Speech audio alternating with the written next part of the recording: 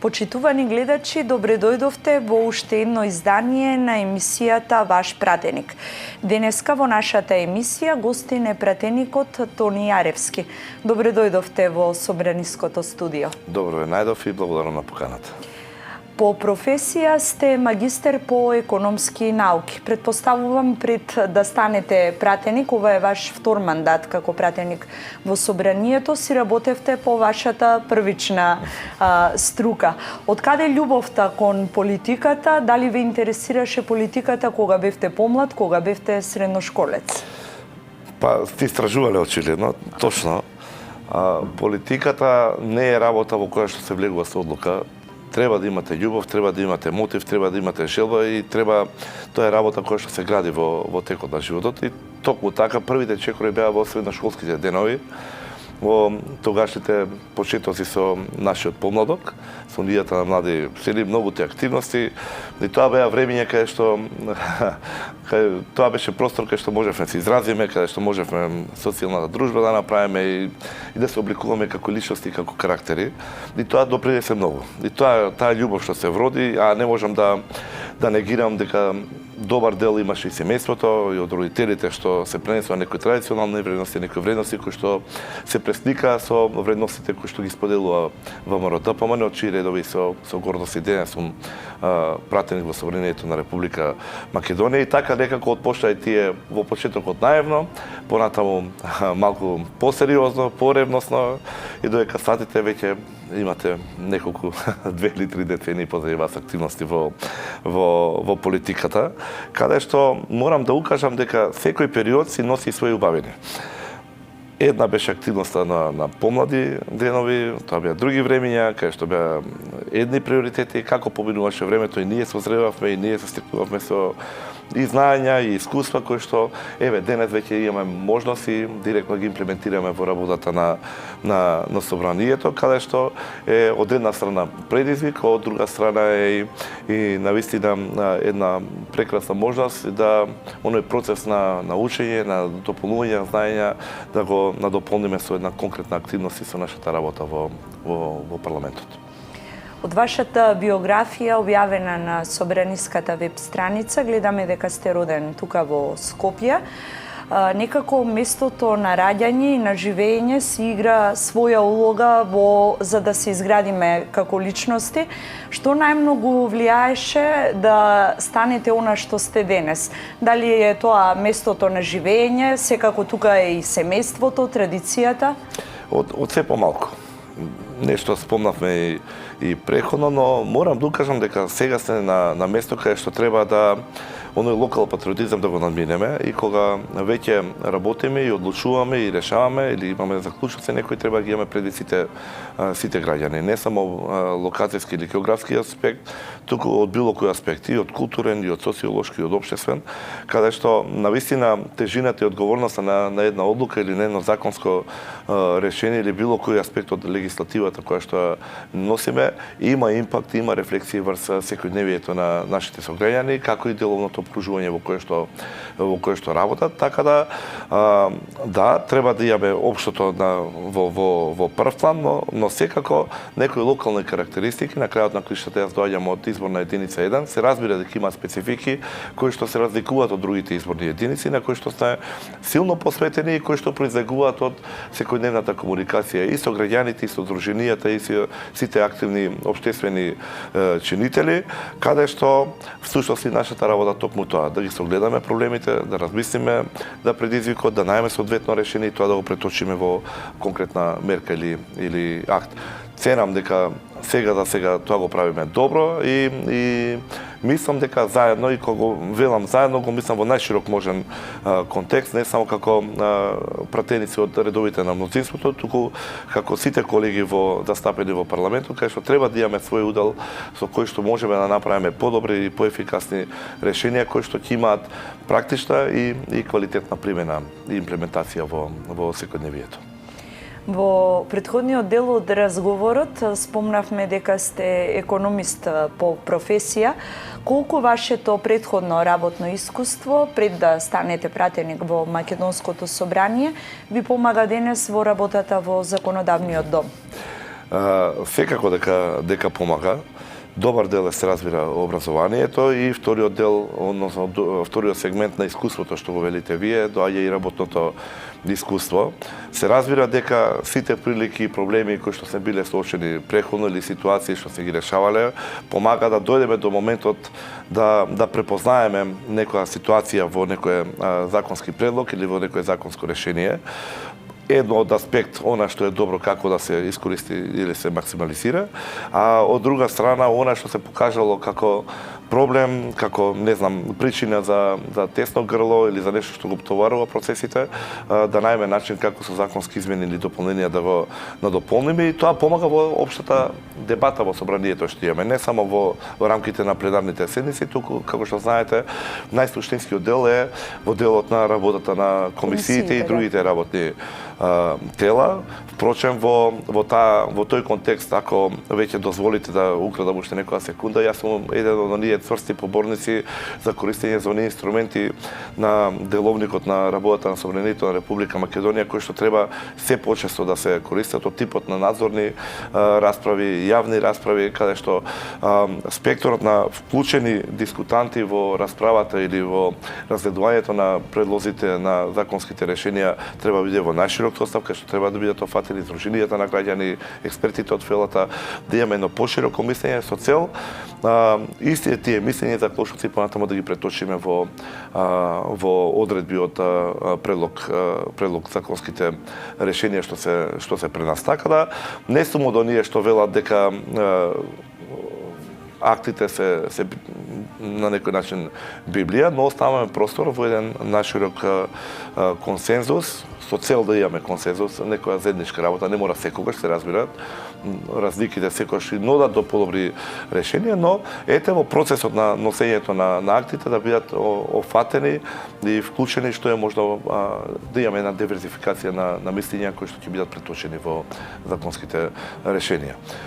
Исто така морам да укажам дека на моја гордост, јас сум и председавач на интерпарламентарната група за заштита на природата и воздухот, она популарно наречена Зелената група. И токму таму и всушност тоа ни е основната цел, да ги надминеме партиските бариери и сите заедно се насочиме кон една цел, како да најме решение, како да најме начин да помогнеме да поздрава, почиста и позелена животна средина.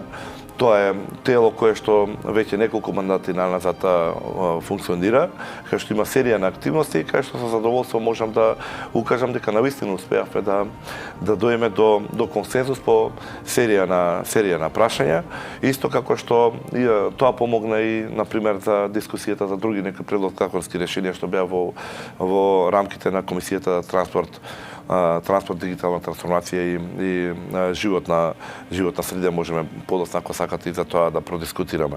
Секако, како резултат од работата на телото произлегоа и неколку јавни расправи, или пат допринесува во работата на неколку јавни надзорни расправи со кои што на задоволство можеме да кажеме веќе резултатите, односно активностите по усвоените заклучоци веќе се чувствуваат или можеме да бидеме сведоци со реферирањето на предметните тела.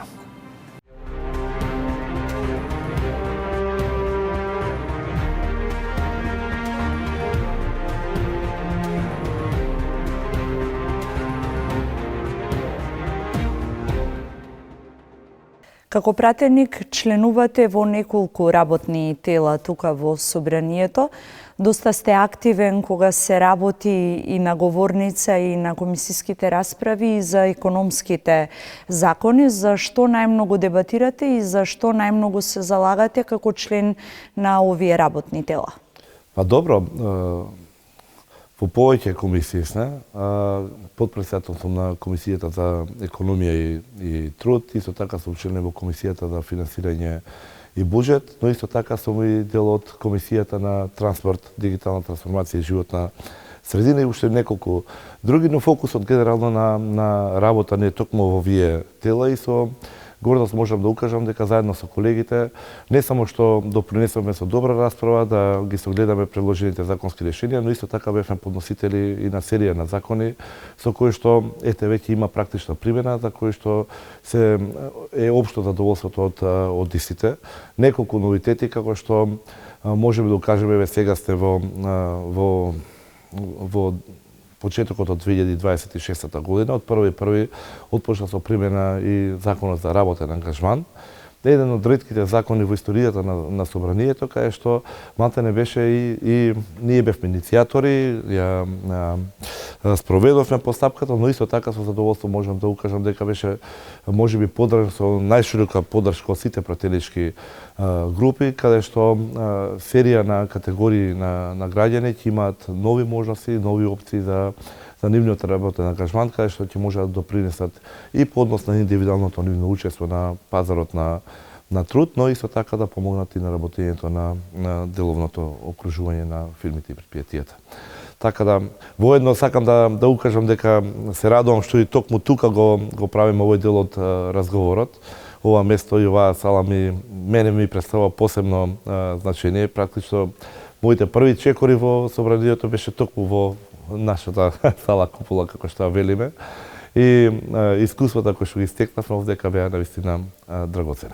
Да, во ковид пандемијата пратениците, да подсетиме за нашите гледачи, тука ги одржува пленарните седници. Петоците генерално се загарантирани за средби на пратениците со граѓаните од нивните изборни единици. Предпоставувам не само во петок, честопати секое слободно време го користите да се сретнете со вашите гласачи. Што најчесто споделуваат како проблем граѓаните од вашата изборна единица?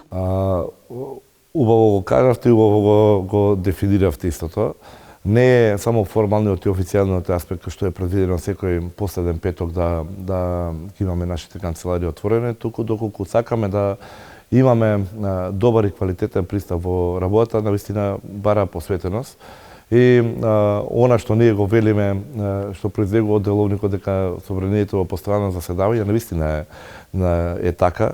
И не е само дека треба, туку и мораме да бидеме во постојан контакт и комуникација не само со гласачите, туку со сите заинтересирани страни кои што имаат импликации од нашата работа. Тука станува збор не само за луѓе засегнати од фелата, за здруженија на граѓани, за невладини организации, различни иницијативи, проблеми од секаков вид. Доколку не бидете запознаени со тоа што се случува, не можете да преземете иницијатива со која што ќе се надмине некоја ситуација, проблем или случување.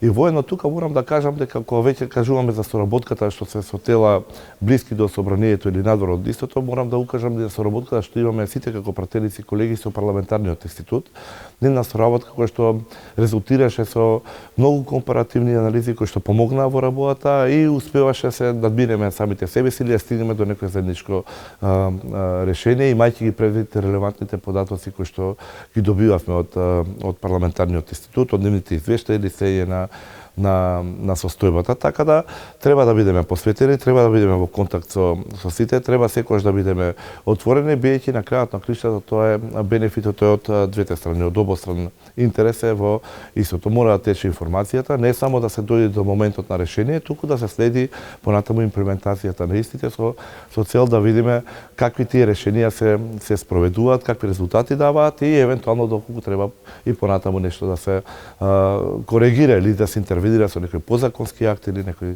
заклучок. За крај на нашиот разговор, во првиот дел од нашето интервју спомнавме дека ова е ваш втор мандат како пратеник, кога би сакале да издвоите една заложба или еден предлог закон по кој што ќе ве паметат граѓаните во овој пратенички состав со мандат до 2028 година, што би било тоа?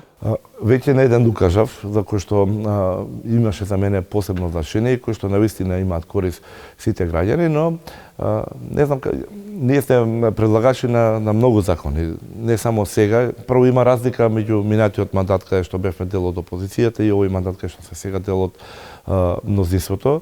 Секој си има и предности и предизвици во однос на работата и во однос на настапот. Она што ми е мене многу важно и што континуирано го потенцирам секогаш е дека е многу важно да бидеме принципиелни и конзистентни.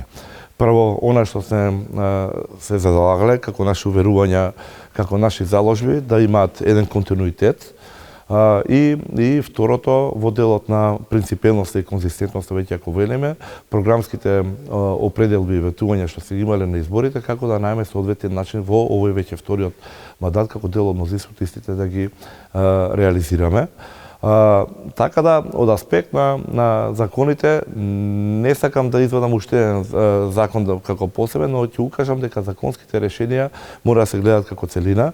Многу често имам закони кои што системски се веќе предмет на работата на собранието, кои што предизвикуваат па понатаму на серија на измени на материјалните закони. Затоа ќе укажам дека е многу важна заложбата да имаме еден реформски процес, да се одржи истиот, каде што истиот ќе може да биде мерлив и каде што ќе можеме да излеземе пред граѓаните со конкретни резултати кои што се производ на законските решенија кои што биле дел од нашата работа во собранието.